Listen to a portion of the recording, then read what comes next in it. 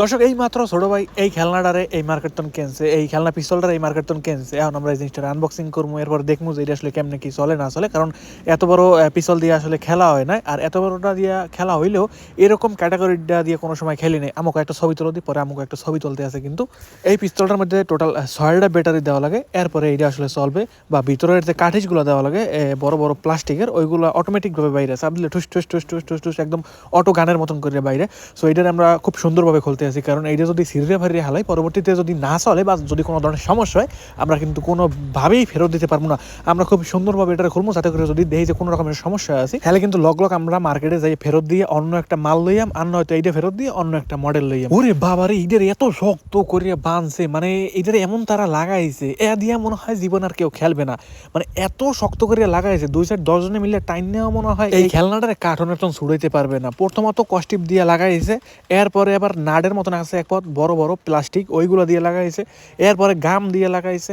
মানে খুলতে খুবই কষ্টের হয়ে যেতে আছে। এতক্ষণ আমরা যে ধরনের খেলনাগুলো এই ধরনের মার্কেট থেকে কিনতাম, ওইগুলো আইনে টানিয়ে টানিয়ে যে যার মতো করে ছিঁড়ে ফারে এরপর আসলে আমরা বাইর করতাম। কিন্তু এটার খুব সাবধান করে খুলতে হবে, কারণ 12 ইউরো নিচে জিনিসটার দাম। সো বাংলাদেশি টাকা বলতে পারেন প্রায় 2000 টাকার মতো দাম আসতে পারে। এর লগে আবার ব্যাটারিও কেনা লাগছিল 1.5-2 ইউরো দিয়ে। সো এত দামের একটা জিনিসটা যদি দেখি যে না চলে বা না চালাইতে পারে, তাহলে তো অবশ্যই আবার মার্কেটের ভিতরে যে জিগান টিগান লাগবে। দর্শক শেষ মাস কিন্তু ছোট ভাইয়ের পছন্দের খেলনাটা আনবক্সিং করেই হেলাইলাম। আসলে এটার খেলনা খেলে চলে না, এটা দিয়ে মনে হইতেছে যে কোনো একটা দেশের লাগে যদি ঝামেলা বাজিয়ে যায়, তাহলে কিন্তু এটা লইয়ে নাম লেখালে কিন্তু খারাপ হইবে না। দর্শক আজকে যদি বাইরের আবহাওয়াটা দেখায়, তাহলে আসলে খুব সুন্দরভাবে বুঝাইতে পারবো। এই যে বাইরের আবহাওয়াটা দেখতে পাইতেছেন, অনেক সুন্দর একটা আবহাওয়া। কিন্তু আসলে রোদ কিন্তু এখন পর্যন্ত মাথার উপরে আছে, কিন্তু এই রোদে আসলে কোনো কাম হইতে আছে না, কারণ এই রোদে শরীর গরম হইতে আছে না। বিকাল হইয়া গেছে যেহেতু, যতই রোদ থাক শীত কিন্তু এখন করবে। আর 10 মিনিট পরে মনে হয় না এই জায়গায় আসলে খাড়াই থাকতে পারবো, এত পরিমাণে শীত শুরু হয়ে যাইবে। শীতের ছোট একদম শরীর মরিল সব শক্ত হয়ে যায়, এর আগেই আসলে বাসা বাড়িতে চলে যাইতে হবে। আসলে এই খেলনাটারে গুছগাছ করতে আমার আসলে অনেক কষ্ট হয়ে যাইতে আছে, কারণ এই খেলনাটা খুলতে অনেকগুলো নাট লাগে, ওই যে ওই টেস্টার লাগে, যেগুলো দিয়ে আর কি নাট খুললে তারপরে আসলে ব্যাটারি লাগাম। কিন্তু আমার দ্বারা এরকম কোনো ধরনের সরঞ্জাম আসছিল না। হের পর আসে কি করবো, এই কেসির বদলেও চাবি ব্যবহার করছি। এখন নাট খুলবো, হেয়ার টেস্টারের বদলেও আমি আসলে চাবি ব্যবহার করতে। আসলে চাবি দিয়ে অনেক কিছু খুললে হয় কি, একটু পরে চাবির মাথা খাইয়ে যায়, তারপরে যেই নাটটারে খুলবো ওই নাট অনেক সময় খাইয়ে যায়। পরবর্তীতে টেস্টার দিয়ে যখন খুলতে যাই, তখন টেস্টার খালি পিছলে, এরপরে আর কি অনেক বড় ঝামেলা হয়ে যায়। দর্শক এবার আমরা কিন্তু ব্যাটারি লাগাইতে আছি, আর এইটার মধ্যে টোটাল 6টা ব্যাটারি লাগবে। সো বুঝতেই পারতেছেন যে 6টা ব্যাটারিতে যে পরিমাণে পাওয়ার, তার মানে এই খেলনাটা কি পরিমাণে সুন্দর করে চলবে। আমি প্রথমে ভাবছিলাম যে এটার মধ্যে ব্যাটারি লাগানো লাগবে, লেহাটা আমি দেখছি যে ব্যাটারিতে এটা চলে, মানে ব্যাটারির মাধ্যমে অনেক পাওয়ার উৎপাদন হইবে আর কি, অনেক শক্তিতে এটা চলবে। প্রথম ভাবছিলাম মনে হয় 2-3টা ব্যাটারি লাগতে পারে। পরবর্তীতে উপরে লেখা দিয়ে যে 6টা ব্যাটারি লাগবে। ওরে বাবারে, পরে মার্কেটে যারা চাকরি বাকরি করে ওদের জিগেলাম যে এখানে 6টা ব্যাটারি আমি লাগামো কোনানে।